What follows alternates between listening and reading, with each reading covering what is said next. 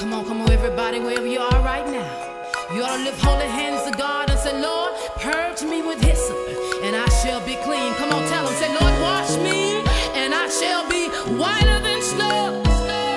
Lord, wash me, and I shall be whiter than snow. Lord, wash me, and I shall be whiter. Here we go, whiter than snow.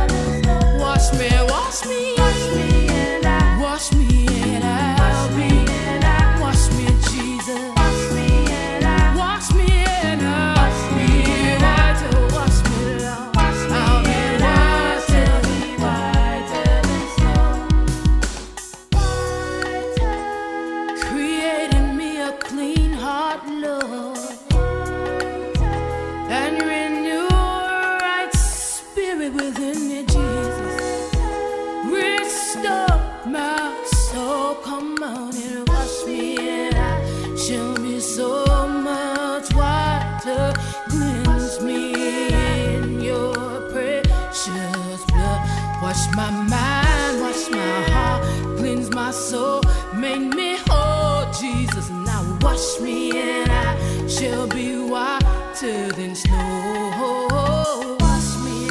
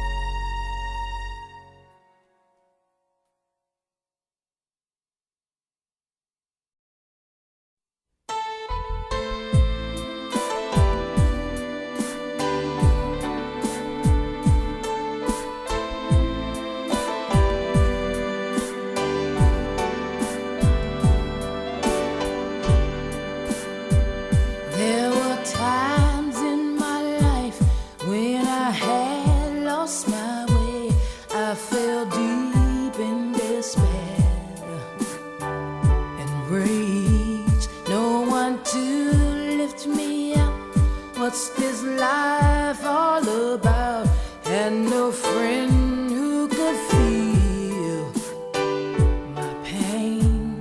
Then I came to the end of my road.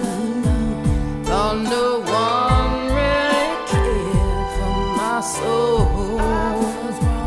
Heard you whisper to me, daughter, come back home. I've been waiting for you. I'm your father. I'm the one who you've been searching. God's the one I've been searching for. He was standing here all the time, waiting patiently in line. Savior, to love you like nobody else can. He's waiting for you, waiting. Come back home. Well, my mind was confused. I was lost in abuse. How it tore my whole life apart. How I cried for relief. Just one moment of peace would bring comfort to my broken heart. Then I came. I was at the end of my road. I didn't really think nobody cared for my soul. I heard God the Father say to me, He said, come back home. I've been waiting for you. I've been waiting. I'm your heavenly Father. I'm the one. God's the one that you have been searching for. Don't you know? Don't you know? He's been standing right here, knocking at your door. You say, love you. Can't nobody love you like Jesus. He's waiting for you. Come on, come back home. He's the one. Can't nobody love you like Jesus. Arms outstretched open to you. Come on.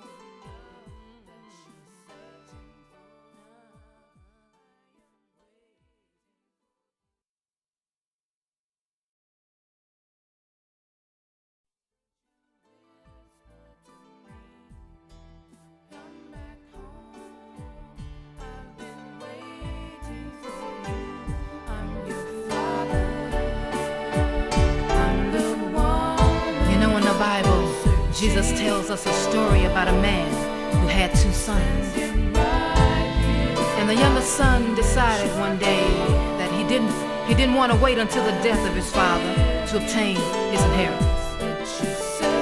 He wanted it right now. So his father, and I can imagine him being brokenhearted about this dilemma, went ahead and divided to each of those two boys the portion of their inheritance. And that young man went out and spent every dime, wasted it on all that this world had to offer him. Wasted it on riotous living. Can I get a witness? And when he had no money, he began to be in want. And as his situation worsened, this young man found himself competing with the swine for the scraps of food. It was at this point that this young man woke up and he realized that he had reached the very bottom. He had come to the very lowest of lows. And then he began to reminisce about the father he had left behind and all the comforts of home. He thought about the good food, the fine clothes, the servants that waited on his every beck and call. And that young man's eyes were open. And he said, I will arise and go back home to my father's house. I know I'm not worthy to be called his son, Lord, but I'll just become one of his hired servants. So as he made his way back home, his father standing there, looking down the road, searching for his child, anticipating his return, saw his son coming down the road. And while he was yet afar off, his father, looking upon him with compassion, ran to meet his son and fell upon his neck and kissed him. And that son said, "Father, I have sinned against heaven, and I have sinned against you, and I'm no more worthy to be called your son." But that father said to one of his servants, he said, "Bring me a robe, put it on. Bring me a ring, put it on his hand. Bring my boy some new shoes, put on his feet now here. And I want you to kill the fatted calf, prepare a feast. We're gonna rejoice.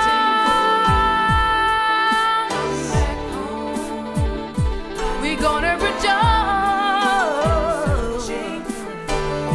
For this my son was dead and he's alive again. He was lost but now he's found." So it is with you and I, who had at one time left the house of our Heavenly Father. He drew us back to Him with courts of love. Listen, He's the one you've been searching for.